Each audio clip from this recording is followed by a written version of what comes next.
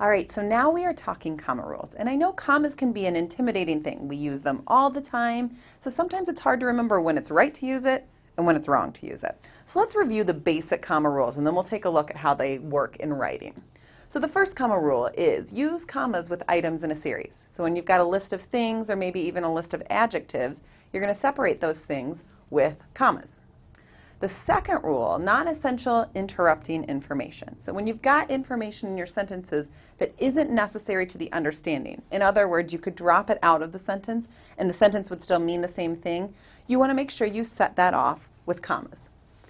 The third rule, when you lead into a sentence with an introductory clause or a phrase, set that off with a comma. Then the fourth rule, when you link two independent clauses together using one of those coordinating conjunctions, a fanboy, for and nor, but or, yet or so, if you're going to include that fanboy, you've got to throw a comma in front of it. So that's a mode of linking those together.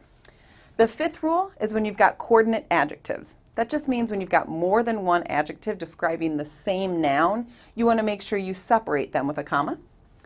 6, you're going to use those commas also to set quotations off from the rest of your writing. 7, you're going to link a dependent clause to an independent clause with a comma. One thing to note about this rule, though, is it only needs to be used when you lead with the dependent clause. So it's going to be dependent clause, comma, independent clause. You wouldn't flip it the other way around. So you wouldn't do independent clause, comma, dependent clause. Just keep that in mind with Rule 7.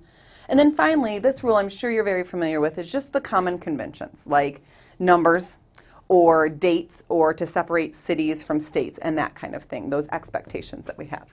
So let me talk to you about one trick that I have. And I admit it's not the super easiest one because it's not going to help you remember all of those rules right away. But the one thing I can say is that you got to use these rules to make sure you should be using a comma or to make sure you shouldn't be using a comma. So the bottom line is check your rules. If you're not sure whether a comma should be there or not, see if it matches up to one of these 8 things. If it does, you're good to go. If it doesn't, you've got a comma splice. So let's take a look a little bit at some commas in action. All right, so we've got this sentence, oh my gosh, comma, I can't believe you just said that. So we've got 2 commas at work here. The first one separates oh my gosh here. And oh my gosh kind of plays 2 different roles. It's definitely an introductory clause, but it's also one of those non-essential pieces. So we know twofold that we've got to make sure we have a comma there. That's rules number 2 and rule number 3. All right. And then you have, I can't believe you just said that, comma, quotation mark, she screamed. So this is your dialogue tag that attaches this quotation to the rest of the sentence. And we said with rule number 6, you want to make sure that you use that comma to separate the quotation from that dialogue tag or the rest of the sentence. All right, the next example, because my school is not air-conditioned, true story, it's not air-conditioned, I'm not really looking forward to going back, but I get to buy cute sleeveless dresses. So this first comma here is following comma rule number 7. All right, we have this subordinating conjunction because here, and we know when that leads off a clause, it makes it a dependent clause. So rule number 7 says we have to link a dependent clause to an independent clause, which is I get to buy cute sleeveless dresses. All right, second comma here, we've got 2 adjectives, cute and sleeveless, both describing dresses. So those are our coordinate adjectives, and that's an example of comma rule number 5 being used. So you can see some of these in action. Let's take a look and see if you can help me add the commas to this paragraph. So as I read, kind of think about where you might place them. It says Chicago Public Schools is collaborating with G-Team, a segment of the Chicago-based web company aimed at connecting people to their communities on the project. Kits will provide students with folders, notebooks, pens, and pencils. All right, so we've got a lot going on here in one big sentence. What we want to do is make sure we get the commas in the right place to make sure that we're emphasizing the right things. So we've got Chicago Public Schools is collaborating with G-Team.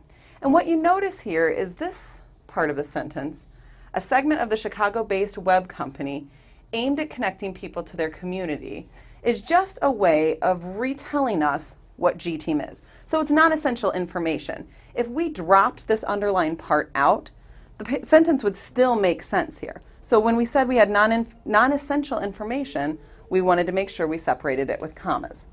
I'm going to put the comma here inside the quotation mark because that's what grammatical rules say to do.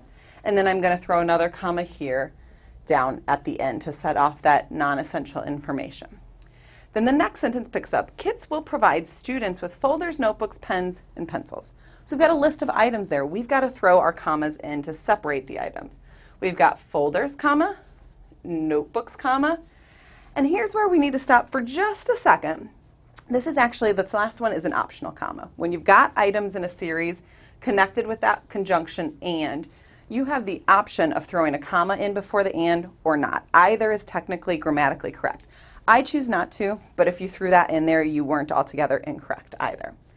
So see, commas aren't that scary when we just slow down and think about these 8 rules that we have here.